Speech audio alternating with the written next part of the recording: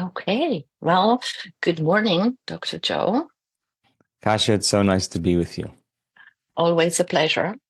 And you know what? Today, I would like to do something a little bit different. Normally, we sit with you here and we answer questions from our community, like one by one. But today, actually, I would like to take us on a journey. Actually, you take us on a journey.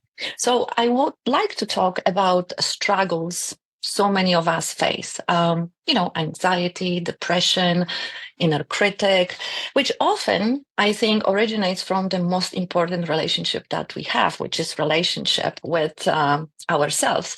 And so I would like to talk about love and connection with others, what it means to live meaningful life, and how to find peace in the world that is not so peaceful at the moment. And actually, what is possible when each of us actually choose to live in a peaceful way, and how potentially this will have a ripple effect into our families, communities, and maybe even nations. So I want to think about it that this is more than just Q&A that we will have. It's anxiety, love, and peace, a conversation with you, Dr. Joe. So welcome again. Well, thank you. Think, Thank you. It sounds like a good story. yeah. So let's start with this, Dr. Joe. Why so many of us today feel stuck in a cycle of anxiety, depression, or inner conflict? And especially when life looks so great outside, but inside we struggle. Yeah, well, it's a great dialogue. It's a great question, and I think a lot of people can relate with this. I'd like to start by just kind of explaining the physiology of what anxiety and depression look like, and how the inner critic actually can get louder in our head Mm-hmm. when we're out of balance. So anxiety is a state of readiness, and when we perceive anything that is unpredictable in our life, or we can't control something, or there's a threat or a danger, or we have the perception that things in our life could get worse, a primitive nervous system switches on, and that arousal system causes us to get ready for Mm-hmm. whatever is in front of us. And since the brain is a record of the past, it naturally selects probably one of the worst case scenarios you could imagine, because you got to prepare for the worst if you're going to survive, right? So, but it's that thought, it's that image and that emotion, because the person is actually in a state of readiness, turning on a little bit of an arousal that typically is Mm-hmm. related to fear, right? Mm-hmm. You don't know what's going to happen. There's an anxiety and the brain goes into this state of readiness, and the brain waves go into this kind of elevated high beta state. When you combine that thought and that feeling, that image and emotion, that stimulus and response over and over again, the constant assault on the body of those stress Mm-hmm. hormones is causing the body to believe it's actually living in that reality in the present moment. And you're conditioning the body to become the mind of fear. And when the body becomes the mind of fear, it's a subconscious program, right? So it's conditioned into the body. And the 5% of our conscious mind, if it's conditioned, has very little control over how we've programmed it subconsciously. And the outcome, of course, is that the body wants to release energy. And in severe cases, it's a panic attack. Mm-hmm. But for most people, they're just idling at a place where they're ready for anything that could go wrong. And the problem is we get stuck there, and then we need something that external to take to bring down this kind of state, and we're relying on our outer world to change our inner world. Nothing wrong with that, but sooner or later, a person's going to have to really look to see if there's a cause behind that, right? Mm-hmm. And if you look at a functional scan, many functional scans, when you look at anxiety, there is this kind of readiness. But many people who have anxiety also have depression. And depression is the different side of the same coin. It's just it looks very similar on a scan. And what we're doing with depression is many times we're revisiting or is not seeing any really, wonderful things happening in our future. We can't see anything great happening. So we start thinking about the past, and the body loves to bring up the wounds, so it can feel something, right? So, and you combine that thought and that feeling, that image and that emotion and that stimulus and response, and you're conditioning your body into hopelessness, into powerlessness, into suffering, into pain, into victimization. That's the information chemically that the body is receiving. And you keep doing that, the body doesn't want to get up. The body doesn't want to think. It doesn't want to do anything. It's tapped of all of its vital resources. And most people, they, when we get in these states, don't think they have any control over changing that. And that's an argument that I don't want to have, because there are individual cases where people have severe clinical depression and they need all kinds of therapies and treatments. But for looking at the normal person, right? So when the brain is in that elevated, aroused state, the inner critic, the analytical mind, kind of goes into high gear, and we start analyzing our life, or we try to figure out our life within that emotion. And we discovered from our brain research that actually makes the brain worse.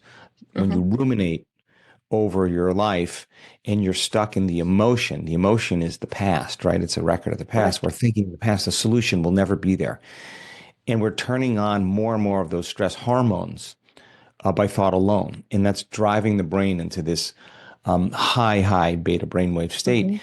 And we become overly analytical. We get obsessive. We obsess on something. We're constantly obsessing on something, because that's what those survival chemicals do. They cause us to narrow our focus on whatever's the adversity or the challenge is. The problem is that people can't go to sleep at night because their brain is in survival. It's in high beta, and they can't slow their brainwaves down. And chemically speaking, if the survival hormones are switched on, like there's a predator outside the cave, it's not a time to sleep. And so then all of a sudden you have changes in brain chemistry and less melatonin and more cortisol, and the person gets physiologically out of balance. So I'm telling you all this because I want to answer the question as clearly as possible. And we're living in a really, really changing world where there's so many uncertainties. There's so many things that we can't predict. The world doesn't look like a safe place any longer, and I think we lose meaning to life. And so, what I'm hopeful about is that when people actually decide that they can begin to change that, and we have hundreds, if not thousands, of brain scans of people who've overcome anxiety and depression, because when they're living in that future reality in the present moment, or they're siphoning their attention and energy into the past, and their body's believing it's living in that past experience emotionally, they're not in the present moment. When a person catches themselves going to that worst case scenario and bringing their attention back to the present moment, that's a victory. And they notice when they're sitting doing the work that they get aroused, or they get anxious, or even impatient or frustrated. That's when people usually give up. But if you work with your body and you're training it to relax into the unknown, to relax into the present moment, that's when the body is being reconditioned to a new mind. So we're living in a world where there's a lot of uncertainty, a lot of things that we can't predict. We're using technology more to distract our attention and cause us to think and feel certain ways.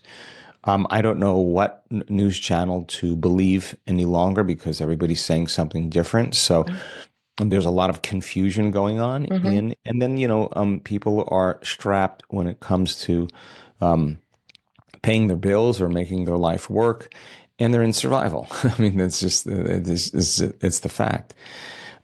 So there is another way, and it requires then learning information, learning knowledge, and then really making the choice to actually change it by applying it. And it's not easy in the beginning, because the body is the mind, but We have so much evidence to say that if you stick with it, you could actually reset the baseline for that anxiety or that stress in the brain, and your perception of the world will change as well. Yeah. Well, thank you for that. And well, it looks like the cure is to really bring ourselves to a present moment, because only here and now we can override so many things, and actually get quiet, right? So Hmm. thank you for that.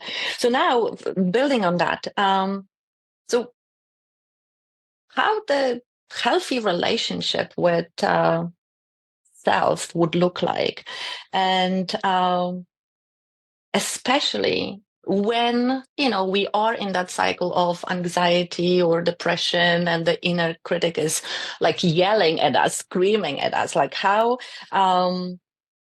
do we tune to self-love and make that louder than anything else? Hmm. Well, it goes against the chemicals of Mm-hmm. stress or survival to open your heart, because to open your heart would you mean you would be vulnerable and be selfless. Mm-hmm. And to a predator or being in the jungle, that's considering a predator or being in the jungle is not a time to open your heart. And so, if 70% of the time people's thoughts and feelings are derived from the hormones of stress that cause them to think negatively, it makes sense then that when you tell a person to open their heart and begin to feel love, it's a challenge, because they have to work on they have to work in a way to stop feeling certain emotions before they can start feeling others. And if the body has been conditioned, it's not very. It takes a lot of effort in the beginning to keep settling the body down. And so there are ways to do that that are highly effective. And we now know that if a person, for example, changes their breathing, when you're Mm-hmm. anxious or fearful or angry, your breathing increases rapidly and shallowly. Or people who are in fear, they stop breathing, they're frozen, and breathing patterns change. And that's because protective networks in the brain are switched on. So slowing your breathing down, really slowing your breathing down, and working with your body to relax will help you to convert from the sympathetic fight or flight nervous system to a nervous system of relaxation. Basically, when you're breathing, you're training the animal. You're telling Mm-hmm. the body, I know you're revved up, but let's just see if we can slow it down. And there's a battle in the beginning. The body doesn't want to breathe that way. So when you work in slowing your breathing down, you slow your brain waves down from that alarm, aroused state. And if you keep doing it, it'll convert to that other nervous system where you begin to relax. Now, we've seen that happen so many times with people. And then, a technique would be to place your attention on your heart, right? And we have great evidence to show when you place your attention there, there's a very low frequency in the heart that actually Mm-hmm. goes up. That's the energy the heart uses to beat. You're giving it life.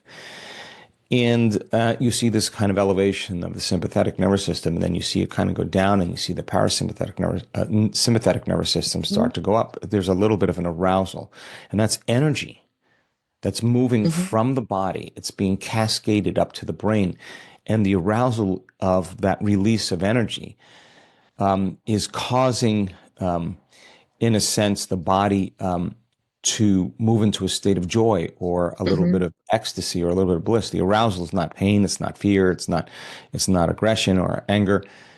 That's a typical survival. This is more of a sympathetic nervous system driving that energy that's been stored in the body as information back to the brain, and it's kind of euphoric. And it stops in the heart, and the heart then, kind of like a catapult, like it begins to springboard the energy right to the survival center of the brain, and it tells the brain the trauma's over, the stress event is Mm-hmm. over. Resets the baseline for that trauma emotionally, and the person all of a sudden feels like they're completely different.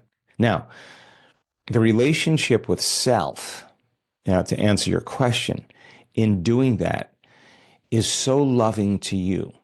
It's Mm-hmm. so important to have that kind of relationship with your body, like an animal, like you're training your horse, you're training your dog. You are training the animal to stay. You are training the animal to not go into survival. And it takes an enormous amount of energy, an enormous amount of awareness to do it. But, we have people from all walks of life that have had really serious trauma. And when even our military veterans that are special forces, the Navy SEALs and the Green Berets, you tell them, you open your heart, you reset the baseline for the past events in your life. They get down to business, and that's the moment the body literally moves out of the past into the present moment. And it actually causes the brain to go into this creative state. The relationship you have in overcoming yourself, where you don't need a drug or a computer program or social media or a television show or whatever to distract you or from that feeling or to mitigate that feeling. You've actually changed it on your own, and you start realizing that how you manage your attention is how you manage your energy. And people all of a sudden start to catch themselves in not being impatient and being less frustrated and being less judgmental. And that actually feels good to them. And that's when you start developing this relationship with yourself, where you realize that the only person that those stress hormones actually affect is you. Like they downregulate genes, and they rob the body of life. So there's an emergent community of people that are self-regulating. And when they do, they have this greater sense of love for themselves, a greater relationship with themselves, and a greater relationship with other people, because now they're more present and more loving. Yeah. Well, so taking from this relationship, with ourselves to diving into relationship with others. So let me ask you this. Why our closest relationships that we have, with people, with family, why they touch or trigger our deepest wounds?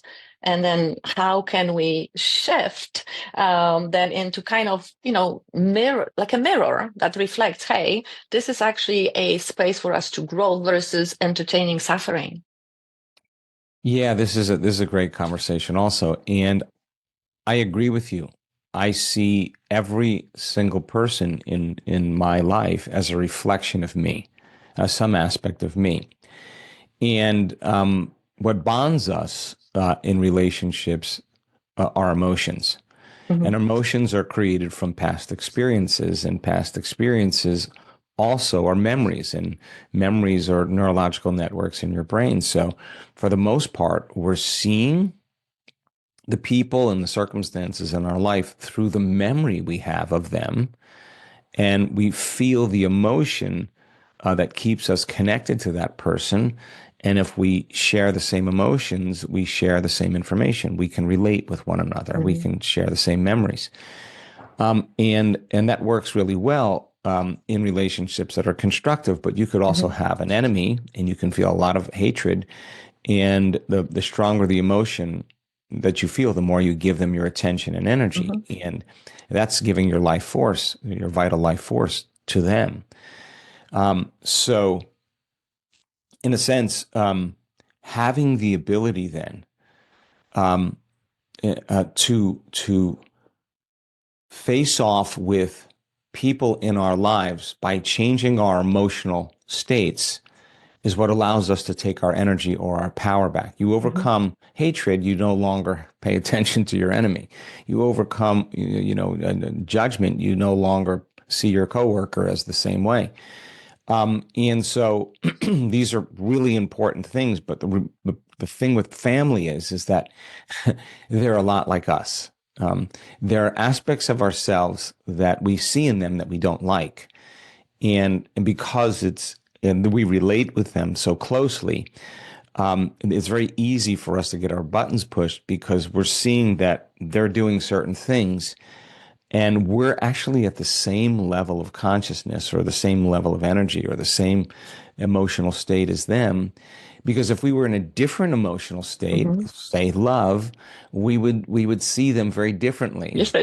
And so when we're at the same level, they push our buttons because we see a part of ourselves that we don't like, and we haven't truly overcome it. And so, there's nothing wrong with this, because I think there's also really high functioning families that have a lot Mm-hmm. of love and less judgment and less, envy or whatever, uh, or competition, and they're very healthy. But the people in our lives that we share the most experiences with, variations of experiences, we share variation of emotions as well, and family is just the closest circle, both to our experiences and emotions, as well as even nonverbal genetic or learned behaviors. Mm-hmm. Like you see them do certain things and you see yourself do certain things that you don't like. And of course, you're not going to like them because they're reflecting back to you what you don't like about you. So it's really, really important for everybody in the family to take responsibility for their own thoughts and feelings.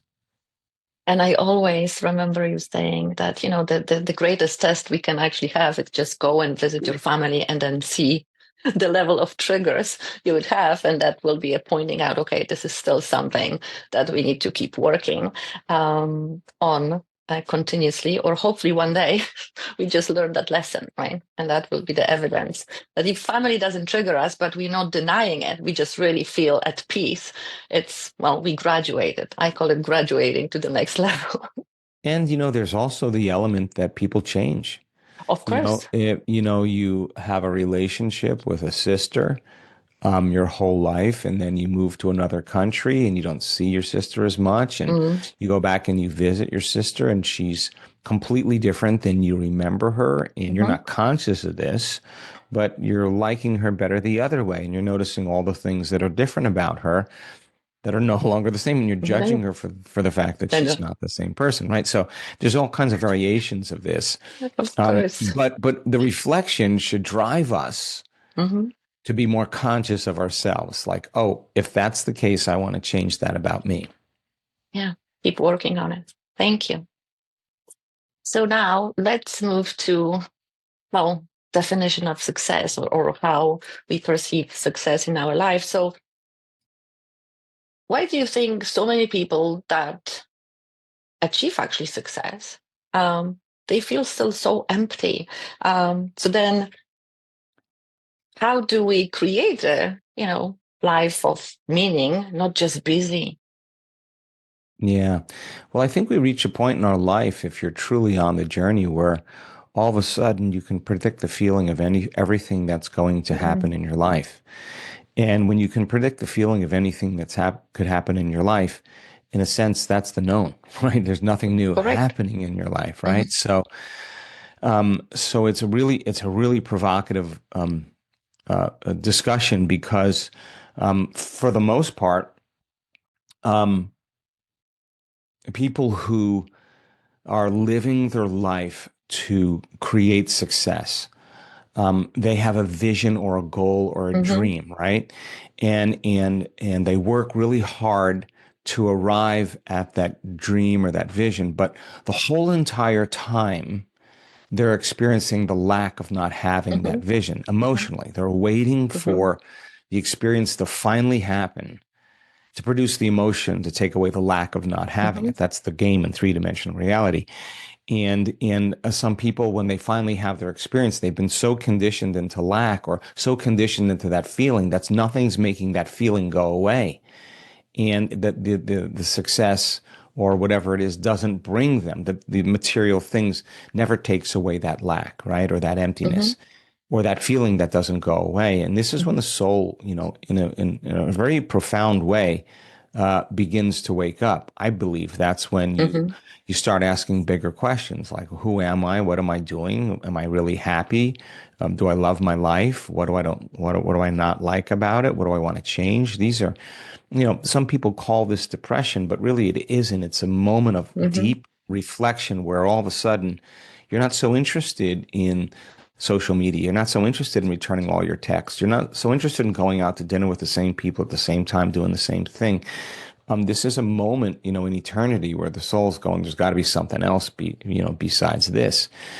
And so we've been hypnotized and conditioned into believing what success looks like based on the programming that we receive from everything from television commercials to Hollywood movies or to movies in general. I think I'm losing you. Okay. Can you hear me? Now I can. I can see on my end that your connection is now back. Okay. They're doing construction out there. Okay. I'll just pick up. So people reach a point in their life where they all of a sudden want meaning and the car and the vacation and the wardrobe and the facelift and the pedicures and none of that is making that feeling go away. There's nothing that's making that feeling go away. And so we've been programmed into what we think success is. But I've sat with billionaires more than once, and they always tell me they're in agony. They're in deep agony, and they can't enjoy. They're miserable. They can't enjoy life at all. They can't enjoy the sunset, even though they have billions of dollars. They can't find joy, right? And that's because something's got to make an about face. Something's got to turn around in order for that to work. And if a person truly answers the question, who am I, or why am I here, or what am I doing? Am I happy? And they start making changes, they're stepping from the known into the unknown, and their definition of success will change dramatically. And like, for me, many people think success in the beginning is reaching your goals, right? You reach your goals, you're successful, or you're facing a challenge or an adversity in your life, and you gotta make your way and get through it. If you're able to get over that adversity or overcome it, then you feel successful. You feel like there's a sense of wholeness or completion or satisfaction. And there's nothing wrong with that kind of success, but real success is when you have such peace of mind and peace of heart in what you've created for yourself, that you realize that none of those things do make you happy, that you make you happy. And I think that's a moment you take your power back. Yeah, that nothing will give you peace. You generate peace, right? That comes from within. Yeah. And I think, the last point around that, and many people want to be happy. There's nothing wrong with being happy, but it can't be the kind of happy because you have everything you want. That's not, because when you lose everything you want, you're no longer happy, right? But there's this kind of, I don't know how to say it, but it's like a blend of different elevated emotions. If you have true joy because you feel really great about you will be at peace, right? So they're kind of the same. And if you're at peace, you're way more present. And if you're way more present, you seem like you're more empowered. And if you're more empowered, you trust more. There's this kind of that all kind of amalgamates together, and they're all variations of the same thing. So I do think it's just not just I want to be happy, like that's going to solve your problems, but inner peace is just having a combination of all of those things together. Correct. And I've seen, to your point, many people that were like, oh, now I should be happy, and I'm still not happy because there is still that element of the inside job missing. Yeah, and look, I mean, there's so many social cues that are unfortunate for us as human beings. I mean, being popular or being beautiful or being wealthy really has nothing to do with a true joy or true peace. I can tell you that for sure. The person who's at peace, who's living their life, has a much better life than people who can't find that peace. Absolutely. Well, so continue on the topic of inner peace. Is that really possible to achieve it, especially now in this world, beautiful world, but nevertheless, world of full stress, uncertainty, pressure. I'm currently in Poland, and I feel it because there's new developments, right, happening politically, and we are just again in the middle and very close to whatever is happening. So I can sense it just being here in this environment. So is it anything that we can offer to ourselves to cultivate that inner peace when, our borders are at risk? Yeah. Well, listen, I mean, if you asked me this question 10 years ago, I would have had a completely different answer than I have now, because I do agree that there's an enormous amount of uncertainty that's happening. It's ubiquitous. It's happening around the world politically, in the United States, in Canada, in European countries, many European countries, in Australia, in many places right now. There's a revolution of life that's taking place, and I think one of the struggles that many people have, including me, is that I don't feel like that if there's anything I could do is going to make a difference at times. This kind of existential feeling like, well, there's such an agenda that I don't think that I can do anything to make a difference. You see certain things you don't feel like you can control any of those things, and if you can't control them, of course, you're going to be uncertain, and you're going to be a little bit vigilant about what's about to happen. So everybody's challenged in their lives right now because of the uncertainty that's taking place in the world. And I have to tell you that it's a challenge for me. And the more I expose myself to information at times, the more I can't believe the way the world is going. And then I don't want to look at that information because I don't want to feel that way, but it's important to know about it. So there's this kind of duality that takes place. And I have periods in my life where I know it's important for me to find peace. I come back from a week-long retreat, and I have 10 days before I leave again. And I have to find peace before I make decisions about 5 years or 4 years from now. I have to find peace when I'm meeting with my executive team, and I have to be in the right place. And I think we have to give ourselves permission to find peace. We don't find it when there's chaos. To find peace in chaos is the ultimate goal, right?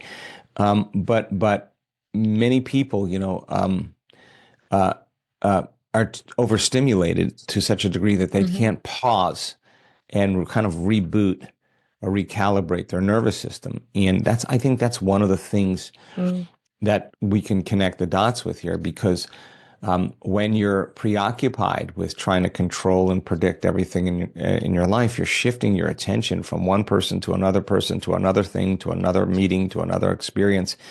And the brain is firing, all those neurological networks are firing out of order, one after another. And it becomes a house divided against itself. That's incoherence in the brain, and it's a very high frequency. And we have so many great scans to show that you could actually create more wholeness in the brain, and more synchronization, and less modulation and less compartmentalization. The brain starts firing in a more holistic state. That's peace. That feeling that you're having inside of you feels so orderly that you don't want to lose it. So no person or no circumstance in your life, you're going to make a decision is going to take you from this feeling. And I think it's a trial and error, right? It takes a little bit of practice to get good at this. And then if you can get your heart coherent, and we have thousands of scans to show that people can do it. And when you feel a sense of wholeness in your heart, oxytocin levels go up, and nitric oxide levels go up, and there's a physiological change in your body that's robust, that's pro-life and pro-growth. And if your heart is coherent, it's causing you to feel more gratitude, more love, more patience, more freedom. And that, in a sense, is peace, because you're no longer looking for that feeling outside of you. You've kind of found it inside of you. So we see that brain and heart coherence on many levels creates this sense of peace. I'm so glad you, well, touching on those points, because it feels like, well, first of all, where we put our attention, where we investing our energy. I know that it's difficult. The world captivates us, right? The news captivates us. So it's designed in a way to draw our attention there. Now, but if we understand that we, at any point, we can train our body to disinvest that energy and keep finding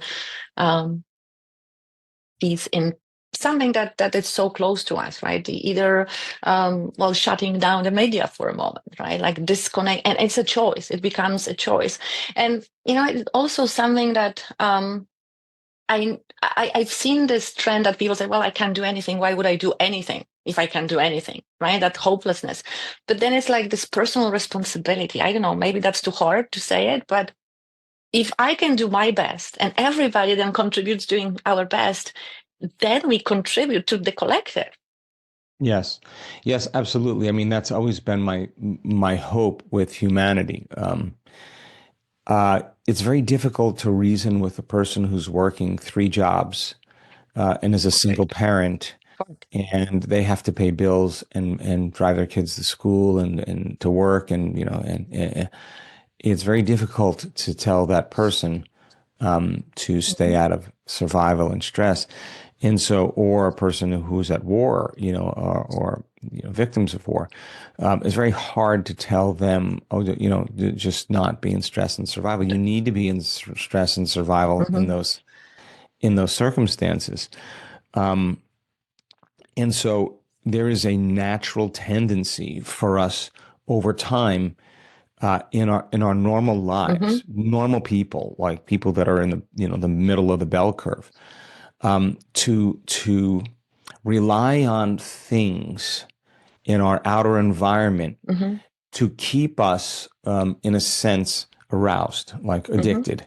And we become addicted to the things that we're doing that produce those arousals, right? And that's when you get hooked, right? Because in a way, you're becoming addicted to the life that is harming you, or that you don't even like. And I think that's why change is so hard, because we cling to the known when we're in those emotional states, because there's better chances of survival. To step into the unknown is a risk. It's a very big risk. And so many people don't make the effort.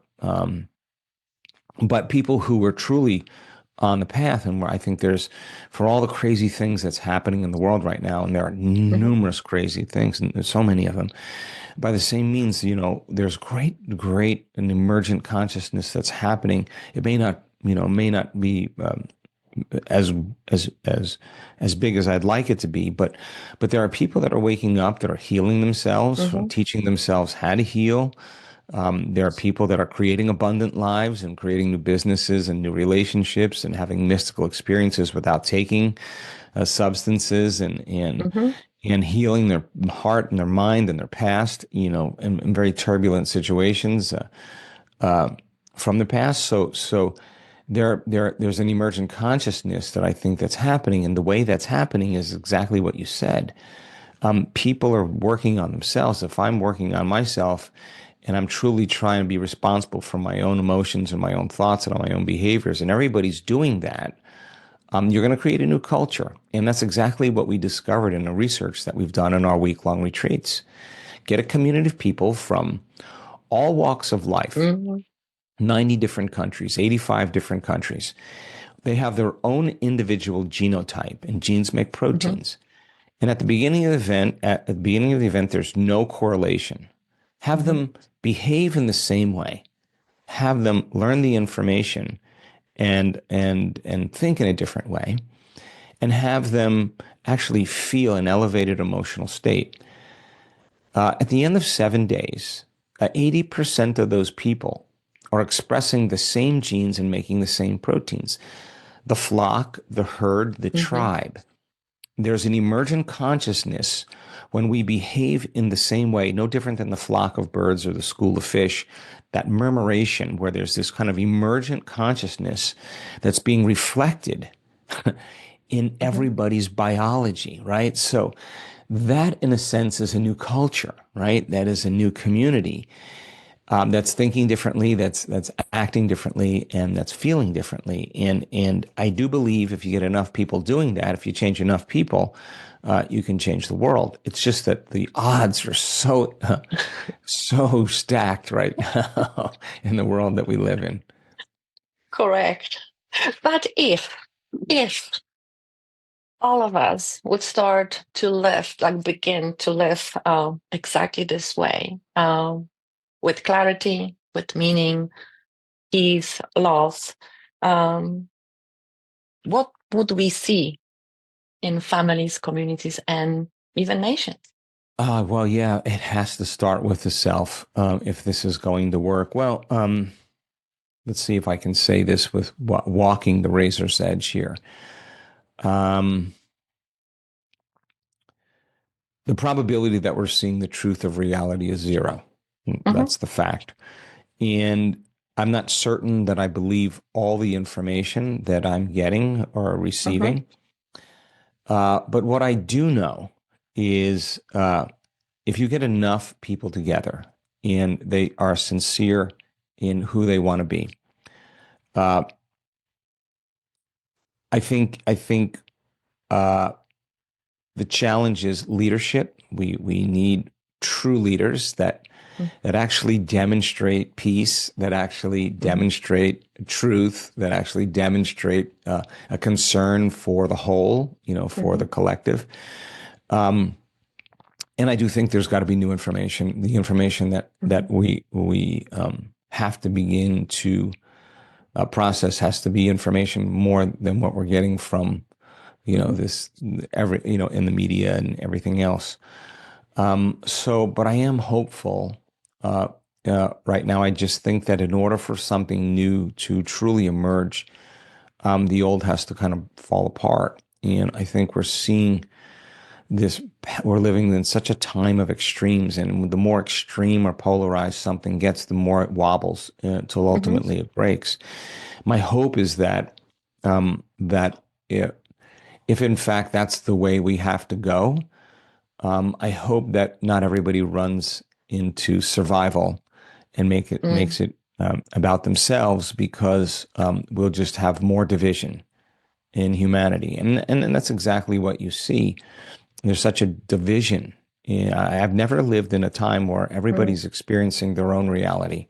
Nobody really agrees on anything. You may agree to a certain point, and then you're like, oh, okay, well, yeah, that person must be getting information from somewhere, right? So you divide a community. If you keep dividing communities and you keep living in stress and you create polarities and whatever that is, there's hundreds of examples of that.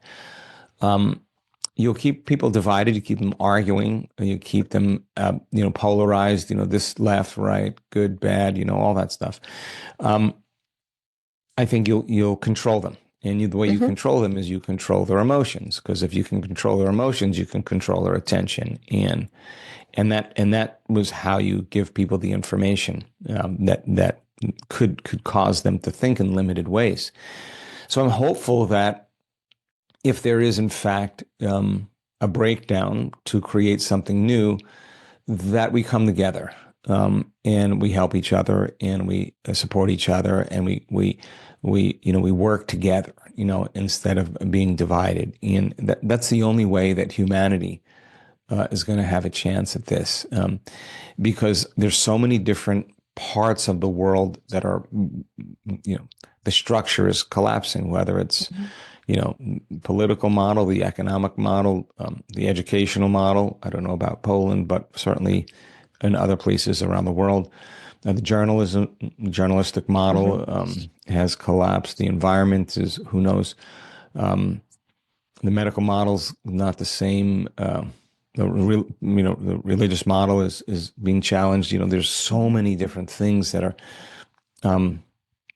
schisms that are kind of collapsing in a kind of a unique way. And I think people are looking for greater answers and greater solutions because they are more informed than ever. It's just we got to know what information is relevant. So I do think that if you can demonstrate greatness and you can show people what love does, and you're consistent with that in your life, I think it's natural that human beings want to behave the same way, and it may create another or a few people that are behaving like you, and you keep doing that, and I think there could be the same kind of community effect. I just think it's going to take an enormous amount of change for that to happen. Well, thank you. Thank you so much for your time and diving with me to the deep waters of those human questions, and going from anxiety to self-doubt, love, and meaning, and actually to exploring possibility of peace in this chaotic yet interesting and beautiful world. And maybe important reminder that the change, it doesn't begin somewhere out there, but rather it begins inside of each of us. And one thought, one choice, one new way of being. And my hope for today is that we're not leaving people just with answers, but maybe with a deeper question for themselves. What is the life that I truly want to create? And who do I want to keep choosing to become? Thank you so much. Thank you, Kasia. I hope we helped open some minds and hearts today. Me too. Thank you. Till next time. Thank you.